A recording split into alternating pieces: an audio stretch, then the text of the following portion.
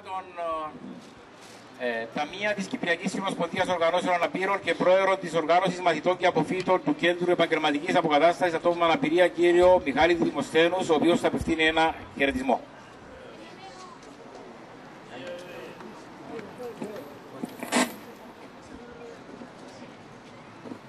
Φίλες και φίλοι, συναδέλφισες, είμαστε σήμερα εδώ για να διαμαρτυρηθούμε για τα πρώτα μέτρα τα οποία παίρνονται με περικοπές στα ωφελήματα των ατόμων με αναπηρίες.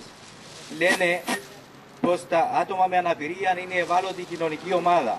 Γιατί άραγε, γιατί ο τρόπος λειτουργίας της ίδιας της κοινωνίας δημιουργεί κατηγορίες ανθρώπων. Γιατί θεωρούν πως οι άνθρωποι με αναπηρία αποκλίνουν, ξεφεύγουν από το κανονικό που η κοινωνία θεωρεί ως κανονικό. Έτσι μας πρόσφεραν στο παρελθόν φιλανθρωπία και λύπη. Σε αυτά, συναδέλφοι, φίλοι και φίλες, αγωνιστήκαμε σκληρά ενάντια σε αυτήν την κατάσταση, να αλλάξουμε αυτήν την εικόνα στην κοινωνία. Και το πετύχαμε σε μεγάλο βαθμό. Σήμερα λοιπόν, αγωνιστήκαμε στο παρελθόν για τα αυτονόητα ανθρώπινα μας δικαιώματα, την παιδεία, την υγεία, την εργασία, τη συμμετοχή μας στις δραστηριότητες της κοινωνίας. Σήμερα δυστυχώς μας λένε έχουμε οικονομική κρίση και θα πρέπει να γίνουν περικοπές.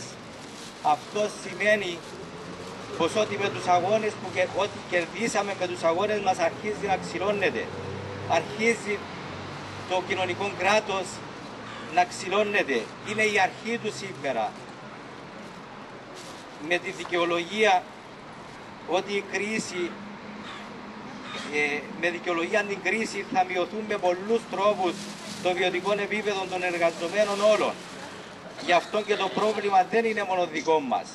Είναι πρόβλημα όλων των εργαζομένων. Είναι πρόβλημα των οικογενειών μας, πρόβλημα των φίλων μας. Γι' αυτό και ο αγώνας αντίστασης δεν είναι μόνο δικός μας. Είναι αγώνας κοινός για όλους τους εργαζομένους.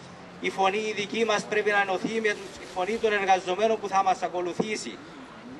Αυτοί που ευθύνονται για την κρίση, συναδέλφισες, αυτοί πρέπει να σηκώσουν τα βάρη της ίδιας της κρίσης. Και αυτοί δεν είναι ούτε οι εργαζόμενοι, ούτε οι άνθρωποι με αναπηρία. Είναι οι μηχανισμοί του τραπεζικού συστήματος και είναι οι ίδιοι οι τραπεζίτες. Αυτοί λοιπόν να πληρώσουν την κρίση. Η κυβέρνηση και η Βουλή πρέπει να απαιτήσουμε, πρέπει να τους φωνάξουμε με δύναμη της φωνής μας, με την ψυχή μας. Κυβέρνηση και Βουλή να απευθυνθούν, να στραφούν προς αυτούς που ευθύνονται για την κρίση, όχι στα άτομα με αναπηρία. Ας φωνάξουμε λοιπόν, όχι στο ξύλωμα του κοινωνικού κράτους, όχι στο ψαλίδισμα των ανθρωπίνων μας δικαιωμάτων. Τα βάρη της κρίσης στους τραπεζίτες και όχι σε εμάς τους ανθρώπους με αναπηρίες. Σας ευχαριστώ, είναι η πρώτη μας διαμαρτυρία, είναι η πρώτη μας αντίσταση αυτή. Πρέπει να ετοιμαστούμε για περαιτέρω δυναμικά μέτρα. Πρέπει να εμψυχώσουμε, να συνομιλήσουμε με άλλους που δεν είναι παρόν σήμερα. Πρέπει να ανατρέψουμε την ψυχολογία της παθητικότητας. Πρέπει να δημιουργήσουμε ψυχολογία αγωνιστικότητας, αντίστασης. Αυτής της ψυχολογίας που είχαμε στο παρελθόν, τη δεκαετία του 80 και αγωνιστήκαμε για να είμαστε σήμερα εδώ, για να μπορούμε να διαμαρτυρούμαστε σήμερα. Αυτή την ψυχολογία της δεκαετίας του 80 πρέπει να αναβιώσουμε σήμερα. Αυτό είναι το καθήκον μας. Αυτό είναι το καθήκον όλων εμάς εδώ που βρισκόμαστε, να μεταφέρουμε τα μηνύματα και σε αυτούς που δεν μπόρεσαν σήμερα να έρθουν. Για όποιους λόγους δεν μπόρεσαν να έρθουν. Σας ευχαριστώ.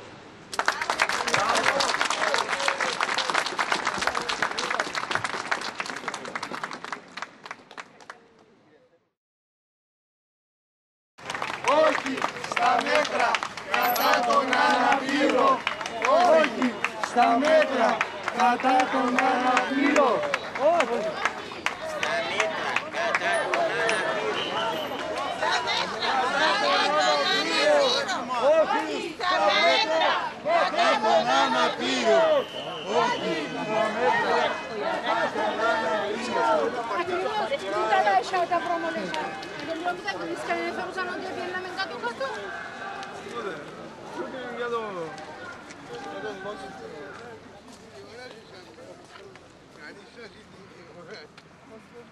Έλα, Αντρέα, να μιλήσεις.